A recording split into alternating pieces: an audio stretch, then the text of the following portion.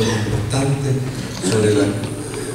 sobre muchas se podría discutir. Yo quisiera primero tal vez un comentario y luego dos preguntas. Una parte de aclaración y otra pregunta de perspectivas también en la lógica de un eventual futuro del derecho chileno. El comentario más bien un agregado respecto de la justificación de una sanción de la imprudencia. Yo simplemente agregaría que creo que es necesario no solamente porque puede ser el camino para la imputación a órganos superiores, digamos, en la estructura, sino que adicionalmente en relación a su primera propuesta, porque si se trata de delitos de peligro concreto y por lo tanto delito de resultado, tan delito de resultado como el delito de lesión, lo que generalmente vamos a tener aquí es que ni el empresario ni el encargado de seguridad, digamos, en relación a ese resultado, que además de todo hay que acreditarlo, pero en relación a ese resultado muy probablemente no tendrá dolo. Por lo tanto, es muy probable que en un contexto de delito de peligro concreto, la no consideración de la imprudencia tenga exactamente el mismo problema que hemos tenido en Chile con el delito de homicidio imprudente en el caso de la mina. O sea, a mí me parece esencial que habiendo delito de resultado, al menos de delito de peligro concreto, debe sancionarse también la imprudencia. Las dos preguntas son la primera, pero que supone que si entendí bien, si uno entiende que en el derecho español se trata de delito de peligro concreto, y esto tal vez aclarar si efectivamente lo es, y si efectivamente lo es, yo tendería a discrepar, al menos parcialmente, de la solución concursal. Entiendo perfectamente que si es un delito de peligro concreto y hay solo un trabajador que ha sido puesto en peligro concreto y ese único trabajador es el que luego sufre una lesión, yo diría por absorción indudablemente debiera entenderse que es un concurso aparente, un concurso de normas, como ha dicho usted, y desde luego debería sancionarse por un solo delito. No hay ninguna duda si es que es un delito de peligro concreto efectivamente. La lesión no es más que, por así decirlo, una intensificación, ¿cierto?, por así decirlo, de ese peligro. Pero me atrevería a decir que si se han puesto en peligro concreto más de un trabajador, yo diría que no hay razones para que, perdón, y solo es lesionado uno de esos trabajadores, yo no veo razones para que esas puestas en peligro adicionales, de peligro concreto adicionales a los otros trabajadores, pueda de algún modo ser simplemente desplazada por la lesión que sufrió solo uno de ellos o solo algunos de ellos. Entonces en parte es una pregunta, pero según la respuesta es en parte una objeción. Y la pregunta final es, yo entiendo que tanto con el tipo penal de los años 80 como con el tipo penal del año 95, los casos en que se aplica el delito de peligro, con independencia de los casos en que además se aplica el delito de lesión, esto es, en casos donde solo hubo peligro concreto y no pasó nada más, entiendo que el número de casos en que se juzgan es mínimo, que en general siempre se juzgan cuando además hubo una lesión, y hay razones que tienen que ver con la organización empresarial, qué sé yo, una serie de mecanismos que conspiran contra que la persecución penal llegue a saber lo que pasa dentro de las empresas. Y no sé si respecto de eso podría decirnos algo de qué perspectivas, de qué estrategias tal vez se puedan asumir para lograr que estos delitos tengan una virtualidad autónoma, independiente desde un punto de vista forense, desde un punto de vista práctico, de los delitos de lesión. Yo antes del caso chileno probablemente eso para mí me hubiera generado mucho escepticismo frente a la propuesta. Precisamente gracias a ese caso uno se da cuenta que para esos casos raros, bueno, tiene que tener una respuesta así, pero para el resto de los casos, no sé si nos puede sugerir estrategias para trabajar en ese plano. Muchas gracias.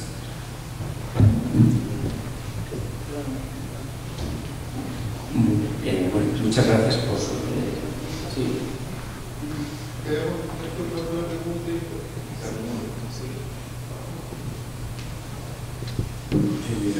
Sí, yo también me sumo a los agradecimientos, una muy ilustrativa y clara presentación. y precisamente me quiero sumar a la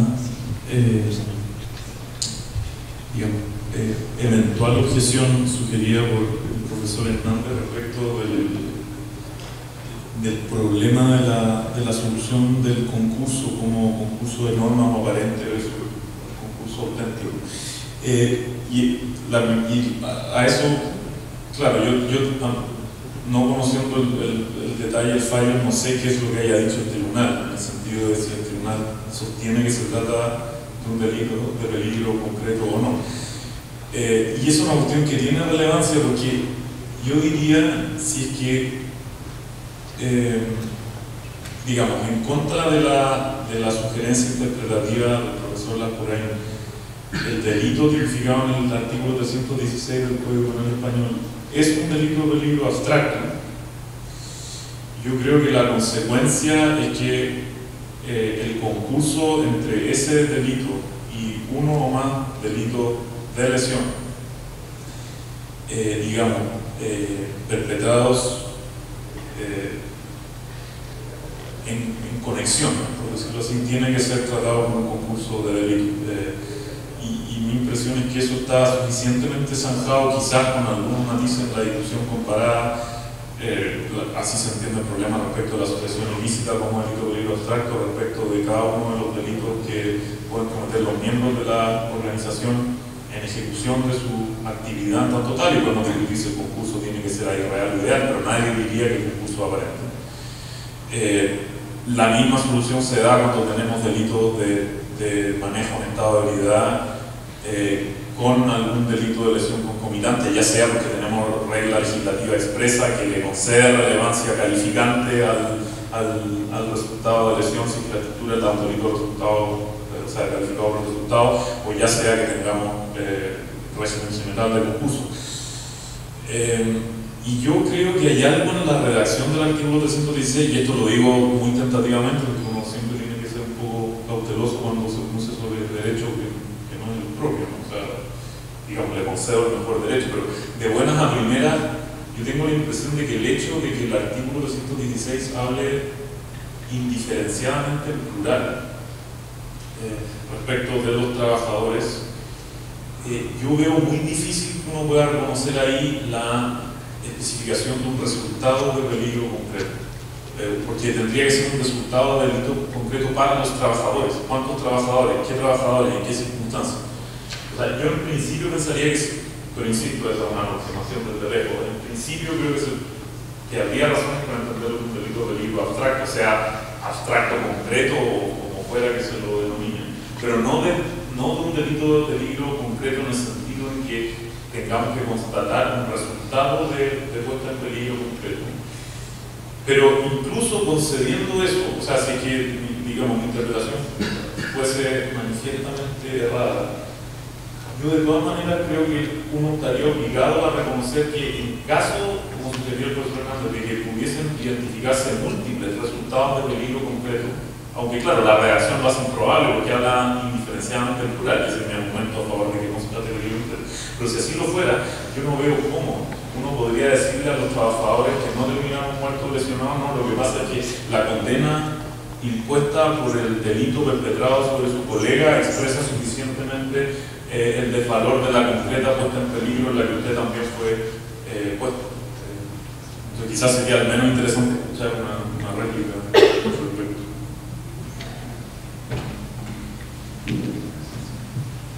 Muy bien. Quizás contesto ahora para no hacer demasiada distancia entre la respuesta y las preguntas, ¿no? Y que la formación de cosas expresa mi nueva intervención. Bueno, agradezco mucho las inteligentes observaciones de los colegas del profesor Hernández y del profesor Mañanini. En relación con la primera observación del profesor Hernández, en relación con las razones para sancionar la imprudencia, estoy plenamente de acuerdo. El problema no solamente es que en relación con los delitos de peligro concreto, lo que pasa es a cómo entendemos el 316 español, es muy, normalmente no va a haber dolo, sino que aunque lo hubiera va a ser muy difícil de probar. Entonces la prevención pasa en todo caso por una sanción de imprudencia, plenamente de acuerdo. En relación con la cuestión de cómo se interpreta el 316 español. El 316 español habla de poner en grave peligro.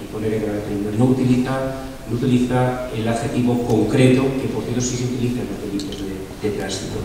Y lo que está haciendo la jurisprudencia española y lo que ha hecho el Tribunal Supremo es interpretarlo como un delito de resultado de peligro, pero no como de peligro concreto. No sé si esto es un juego de palabras, es decir, tiene que haber en algún momento una alta probabilidad de relevante lesión de algún trabajador, pero no hace falta esa concreción que exige la fórmula alemana que yo les trasladaba. Es decir, no sería peligro abstracto, no sería mero peligro efectivo o peligro hipotético, sería un resultado de peligro, pero no un resultado de peligro tan extremo y concretado como el que yo proponía. Y así es como lo estoy interpretando la jurisprudencia, por cierto, con una gran diversidad de resoluciones entre unos tribunales y otros. Una de las cosas uno de los defectos del ordenamiento procesal español es que jurisprudencialmente es un ordenamiento federal. Solo tenemos casación, unificación de doctrina en relación con los delitos graves, de tal manera que los delitos que no son graves, como son el delito contra la seguridad de los trabajadores, digamos, la doctrina las fijan las audiencias provinciales, que son 52, de tal manera que es muy difícil saber qué se entiende en España por grave peligro. De hecho, el Tribunal Supremo, eso está en el proceso de ser cambiado, ¿no? y se lleva años diciendo que esto debe cambiarse. El Tribunal Supremo suele aprovechar el enjuiciamiento de un delito mayor cuando va anudado por razones de hecho o por razones concursales con un delito menor para hacer jurisprudencia unificadora del delito menor. Pero en relación con esta cuestión de qué se entiende por grave peligro o cómo podríamos concretar la expresión grave peligro, cosa por cierto nada fácil, frente al menos a la discutible, pero al menos mucho más concreta fórmula del delito concreto, no ha dicho nada hasta ahora. En relación con ello y en relación a las dos inteligentes observaciones que coinciden con la línea de jurisprudencia española, aquí sí del Tribunal Supremo, y con y aquí he de ser honesto, con no solo la mayoría de la doctrina española, sino la inmensa mayoría de la doctrina española. A modo de diálogo con esa observación. Primero, la utilización, al cabo se trata de, en materia concursal tenemos que interpretar, como decía el profesor Mañali este mediodía, tenemos que interpretar en qué consiste exactamente el delito que estamos analizando. Y tenemos que estar muy atentos a la definición típica del legislador.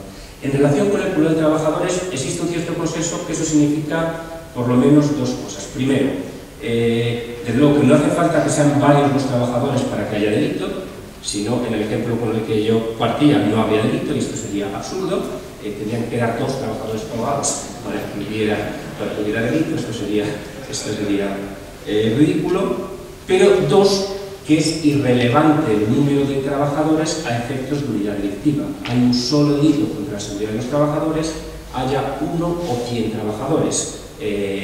Dentro de su unidad delictiva será el tribunal el que, en función del número de víctimas de esta situación de peligro concreto, gradúe la pena dentro del marco penal del Código Civil.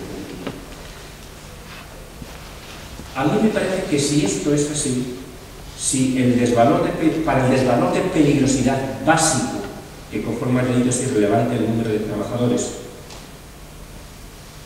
y me parece que toda omisión o homicidio imprudente lleva anexa, lógicamente, una situación de peligro concreto, y antes grave, y antes efectivo, y antes abstracto, me parece que ese desvalor de peligrosidad al menos está suficientemente contemplado en la sanción del delito de lesión.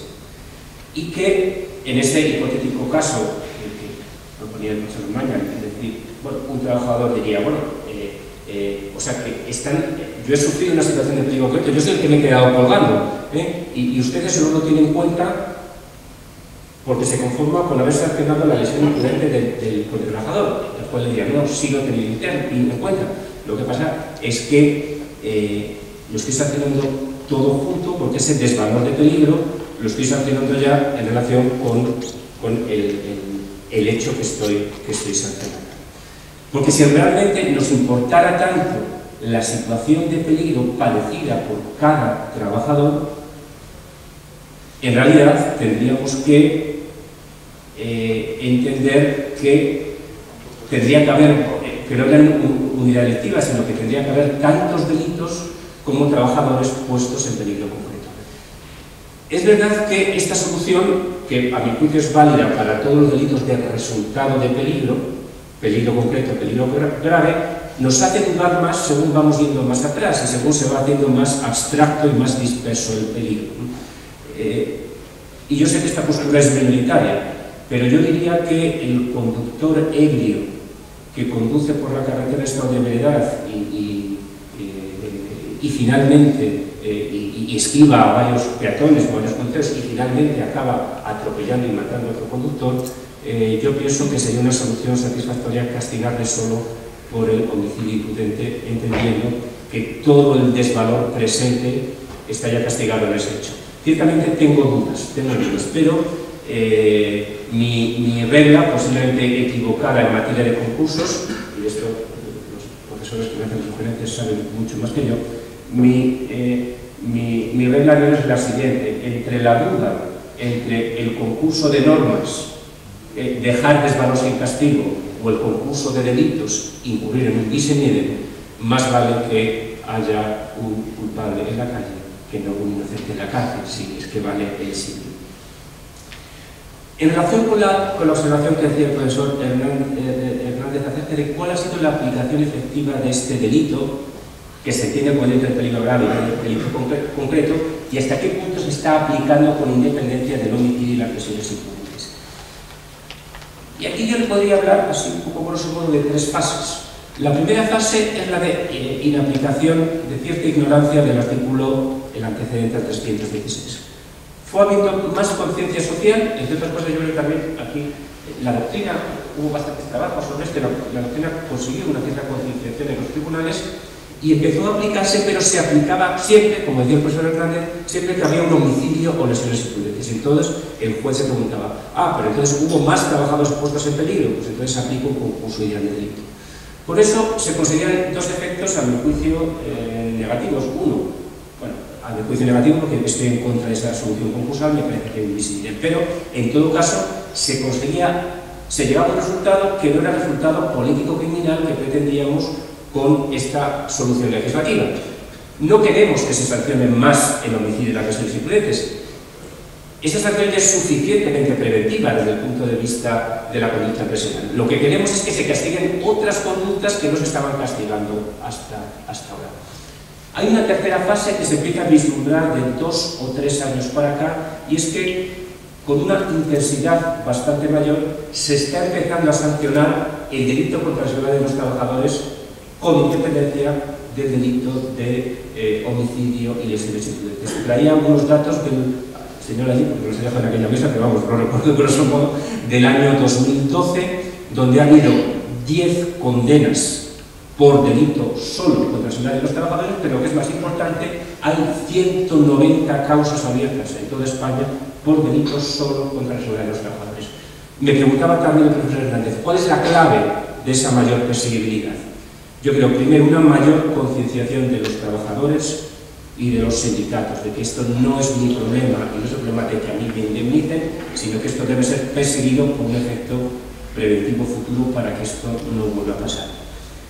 Y en segundo lugar, a través de una serie de instrucciones que datan de 3 o 4 años atrás, hay unas instrucciones muy precisas a la Inspección de Trabajo de que informen al Ministerio Fiscal de aquellas infracciones muy graves que hayan supuesto un resultado de peligro grave, con la instrucción a la Fiscalía de que en todo caso se querelle por estos supuestos.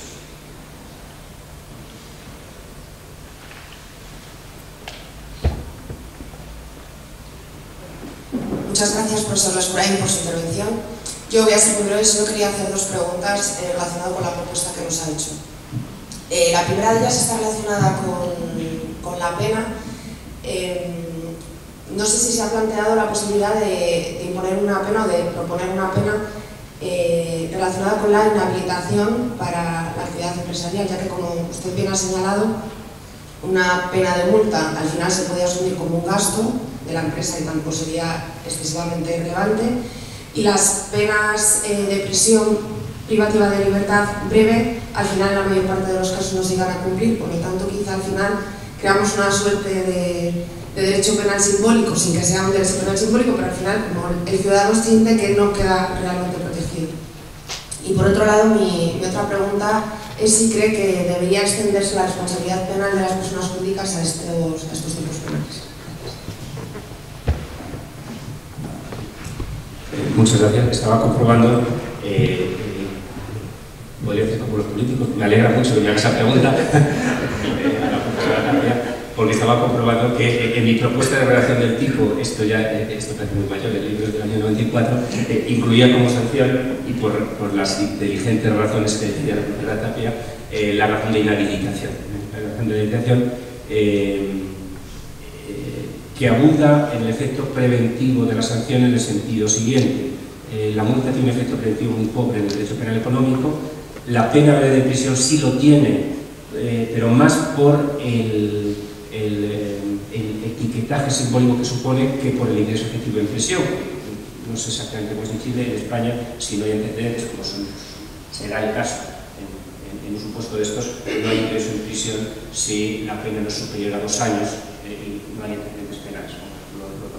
Entonces, en este caso, la pena de inhabilitación sí que supliría ese déficit de prevención que supondría la suspensión de la pena de ingreso en prisión. Y en segundo lugar, en relación con la sanción de las personas jurídicas, a mí me parece que en este caso debería sancionarse también a la persona jurídica, que aquí será el factor criminógeno que nos impulsa a sancionar a las personas jurídicas. Es decir, hay determinados delitos que favorecen a la persona jurídica y que la cultura empresarial favorece, en este caso el ahorro de costos de seguridad, que una manera inteligente y efectiva de contrarrestarlo es sancionar a la propia persona jurídica para evitar esa cultura favorable al delito y convertir lo que es favorable en perjudicial a la empresa. Sorprendentemente esto no es así en nuestro ordenamiento español, que está prácticamente todos los delitos socioeconómicos dentro de los delitos que son imputables a las personas jurídicas, pero se dejó fuera a los delitos contra los derechos de los trabajadores, y el resto de los delitos contra los derechos de los trabajadores. Y, como diríamos coloquialmente en España, y no será porque no se les dijo. Hubo una enmienda en el Senado donde expresamente se decía, ojo, que se está dejando fuera un delito muy sensible que afecta a un gran ámbito de la población y donde el interés empresarial puede fomentar una cultura de ausencia de seguridad y no tendría un gran efecto preventivo en la sanción de la persona jurídica. Pero la enmienda no fue aceptada y no existe en España, debería existir, pero en España es sanción contra las personas jurídicas por este tipo de delitos.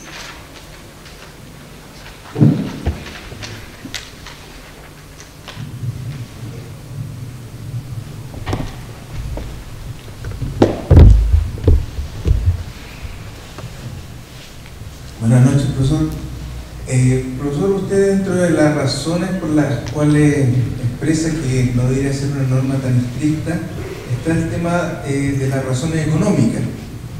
Y por alguna razón en nuestro país se parece a España en ese aspecto, que le tenemos un poco de miedo al tema del descalabro económico. Mi pregunta en concreto es, como ustedes ya vivieron esta realidad, ¿surgió ese descalabro económico en España? Luego porque usted dice que usted no está de acuerdo con la norma como está en España, porque usted la considera más estricta de lo que usted recomienda. Mi consulta es, ¿llegó el descalabro económico con la norma como está en España?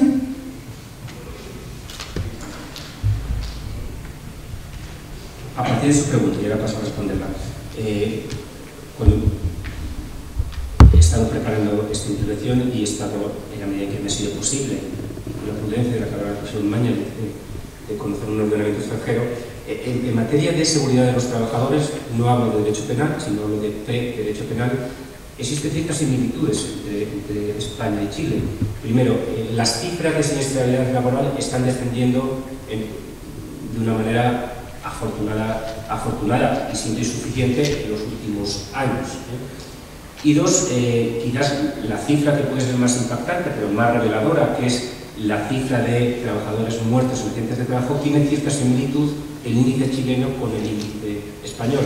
En Chile, si no me equivoco, tenía por ahí la cifra, creo que tenía la cifra del año 2011 o 2012, creo que eran unos 280 trabajadores fallecidos en accidente de trabajo. En España es algo menos de 600 en el año 2012, que teniendo en cuenta la proporción de población da prácticamente índices paralelos. A mí me parece que no hay justificación económica alguna, y de hecho esto, si lo analizáramos en sede de estado de necesidad, no habría estado de necesidad posible en el empresario que no dijera, bueno, yo no es que no doy cascos a mis trabajadores o no doy cinturones de seguridad porque no tengo dinero y si no es que tendría que cerrar la empresa. Ese debate está zanjado por el propio legislador cuando fija la frontera del riesgo permitido. No hay justificación económica para la inseguridad. Uno.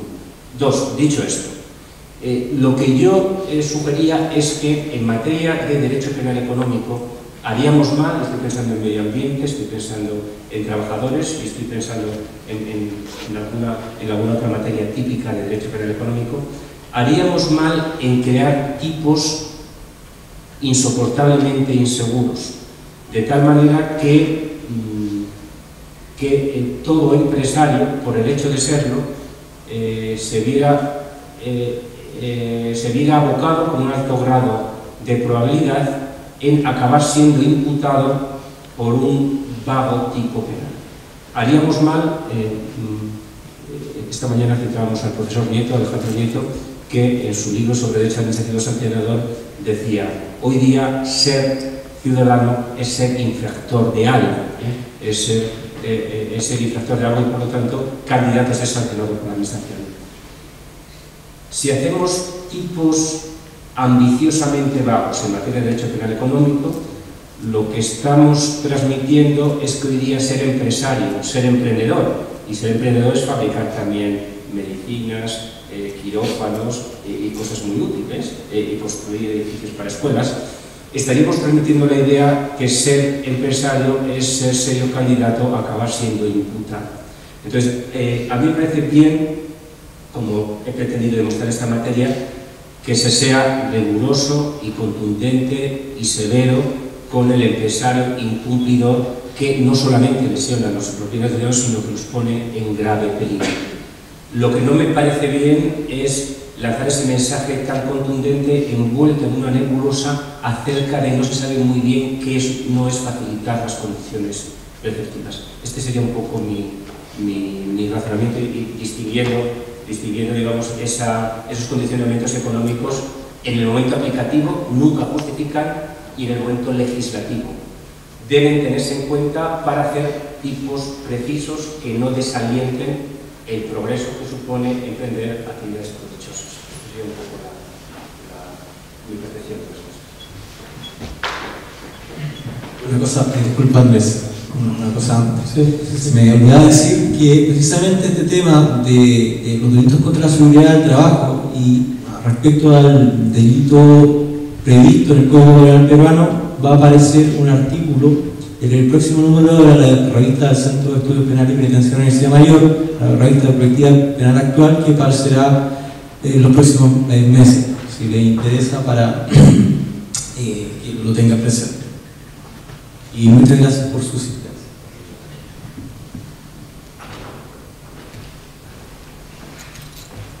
¿Hay más preguntas? ¿Hay alguna pregunta más? Ahí hay una. Le voy a pasar la última pregunta.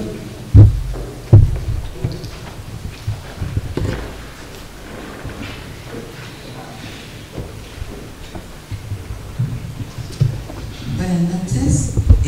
Profesor, por lo que he escuchado esta noche, encuentro bastante difícil la propuesta suya. Estoy trabajando yo en prevención de riesgo. Estoy trabajando con una empresa donde se preocupa, se invierte en los trabajadores, pero hay altos factores donde el empresario empieza a perder justamente la parte económica que se estaba hablando hace poquito. Es un costo porque hay multas. Tenemos la ley 16.744 que nos rige como prevención de riesgo a todas las empresas y están obligadas a cumplir. Y por eso existe un departamento de riesgo para hacerlas cumplir. Y, no sé, no me cuadra que la parte penal castigue en cierta manera al empresario, porque ya está castigado en multas. De hecho, hay empresas que han tenido que cerrar por lo mismo, porque hay fiscalizaciones, aquí está el Código del Trabajo, hay un montón de personas que están involucradas en el bienestar del trabajador. Del minuto que el trabajador pisa una empresa, ya se está protegiendo.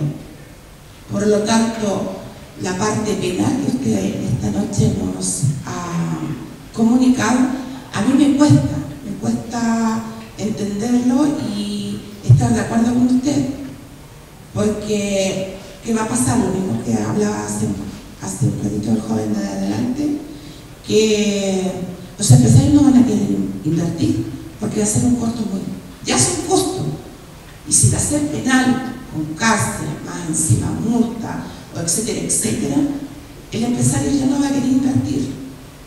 Para mi juicio, pienso que las leyes que están vigentes para la protección del trabajador, es ahí donde tenemos que enfocarnos. Pienso que es ahí donde hay que cultivar la razón de la prevención hacia el trabajador, pero con la ley que ya existe. Tenemos las ISO, tenemos las normas chilenas, tenemos un montón de cosas que nos regulan, no estamos a la deriva. Entonces en este país encuentro que ya se le va a poner más trabas a los empresarios que ya las tienen. No sé, yo creo que van a empezar a cerrar más empresas que las que ya están cerrando por este tipo de cosas. Ahora, sí, podría haber un delito o una parte legal de leyes de poco, donde hubiese una muerte. Sí, yo creo que ahí habría una investigación más profunda y podría ser penal, pero solamente en esos casos, porque lo otro está regulado, lo otro ya se está trabajando en eso. Entonces, hacer una ley penal contra el peligro para mí es difícil, porque peligro es una palabra que no todos tienen el mismo concepto de peligro. El peligro para usted es diferente al peligro mío, o al que está al lado mío, es distinto. Por cultura, por crianza, el trabajador, la persona, tiene los conceptos de las palabras diferentes. La entendemos en un lugar, pero no la. Entonces. Le agradezco, dirija la pregunta. Ya, no, si no es una pregunta, era eso. Y yo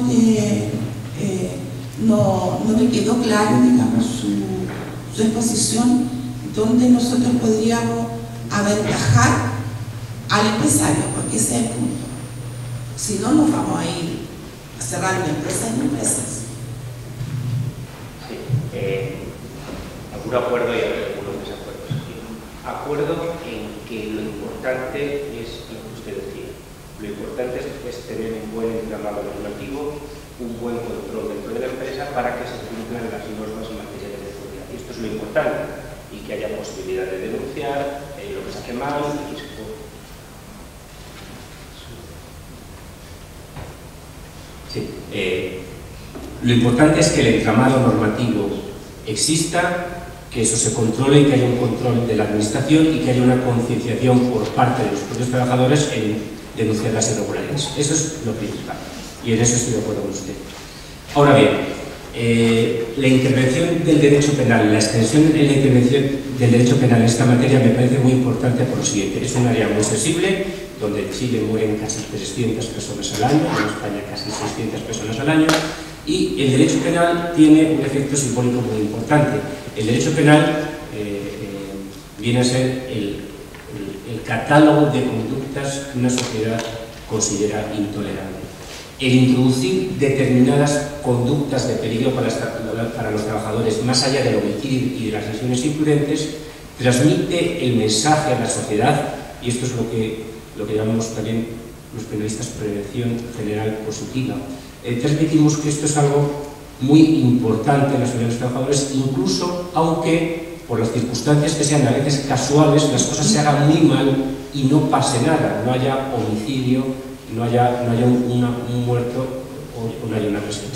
Me dice usted, bueno, esto va a hacer que con esta nueva amenaza penal, sobre todo si es difusa, muchos empresarios decidan cerrar sus empresas, o aquellos que piensen en ser empresarios decidan no ser.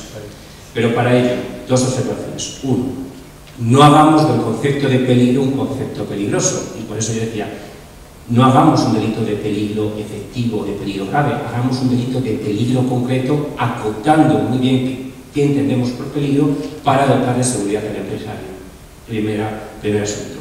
Si con ese tipo de peligro concreto hay empresarios que dicen que cierro la empresa si me van a sancionar, si pongo en peligro concreto a los trabajadores, es decir, si casi mato o lesiono a mis trabajadores, estupendo que cierren las empresas. No queremos producir a base de muertes y lesiones de los trabajadores.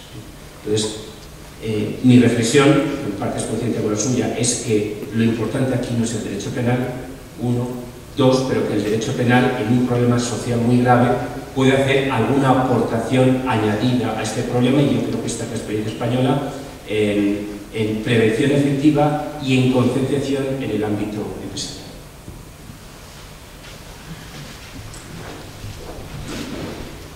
¿Hay alguna consulta más, alguna pregunta más? ¿Acá hay una? Acá, por favor. No sé si se escucha. Hace bien el micrófono. Si vamos a dar paso a la última pregunta y después podemos seguir compartiendo fuera de esa.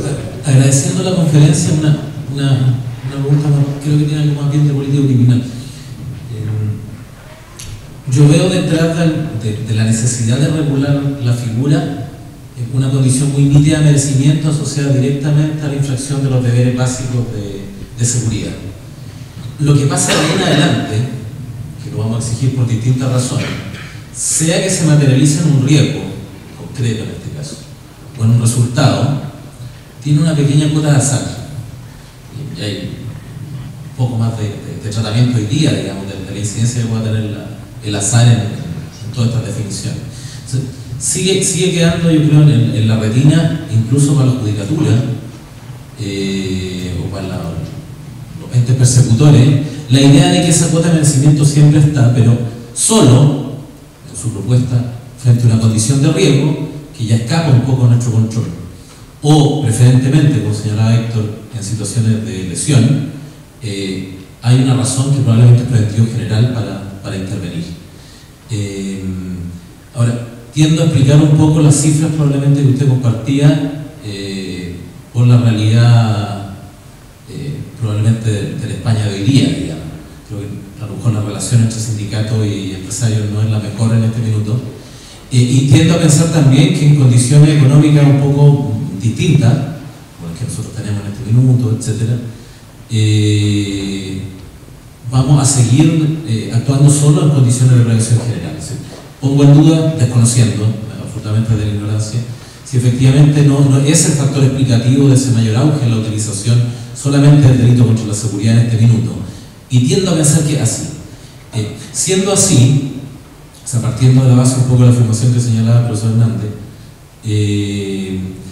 no sé si el efecto simbólico es más útil para lograr una efectiva prevención en estos casos, o sea, todo lo que lleva aparejado la simbología de la pena, digamos, el rigor penal, frente a medidas del derecho administrativo, en este caso el derecho laboral o sancionatorio laboral administrativo, como la cancelación. La multa, estoy de acuerdo que el impacto es nulo, muchas veces es más rentable pagarla que mejorar las condiciones, pero sí, por ejemplo, el cierre inmediato de obras, etcétera, etcétera, las inhabilitaciones.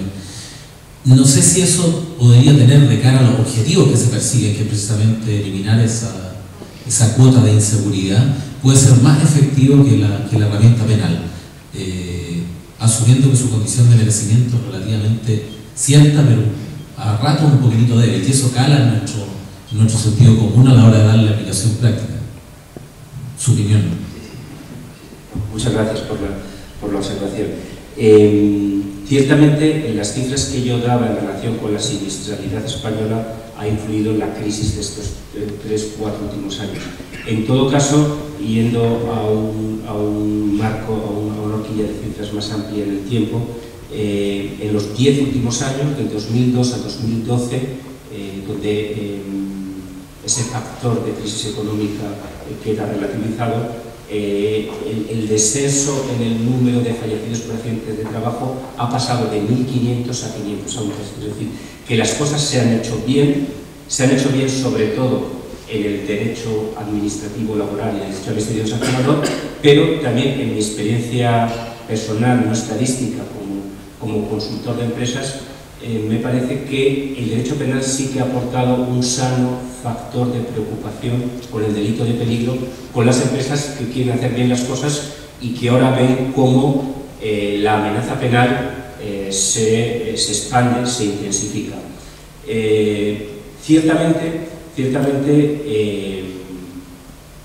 el castigar por el resultado, como hacemos en derecho penal, y no sancionar, es una vieja discusión, el no sancionar solo los desvalores de acción, sino tener en cuenta los desvalores del resultado, hace que haya un componente de azar y que castigamos de manera distinta la tentativa que la consumación en relación con un factor casual que puede ser el resultado.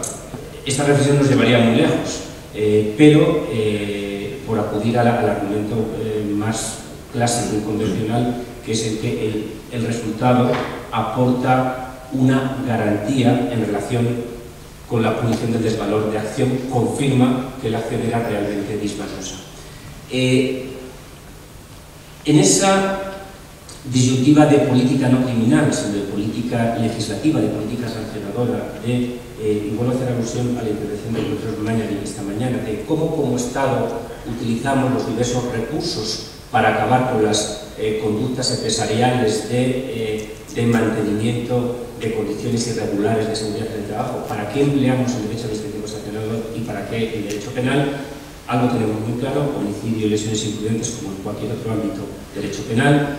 A mi juicio, conductas menores y conductas de peligro abstracto en el derecho administrativo sancionador, que tiene sus ventajas, que es más rápido, que es más ubicuo, pero puestos a dar ese paso más en derecho penal, que creo que es necesario por las razones preventivas que he añadido y porque sigue siendo un problema social muy importante, me parece que la unión entre garantías y eficacia pasa por adelantar el resultado, pero adelantarlo de una manera modesta y perceptible, cosa que solo conseguimos con el resultado de peligro.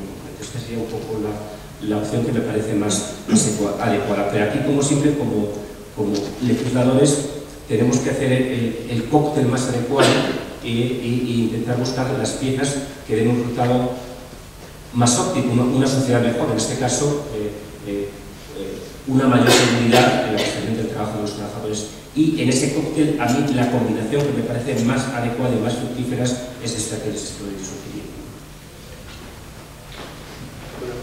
La respuesta, bueno, queremos agradecer al doctor Lastraín, los invito a un aplauso para él. Como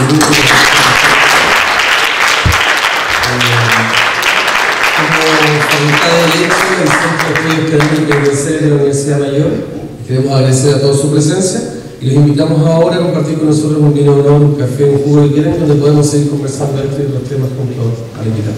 Muchas gracias y buenas noches.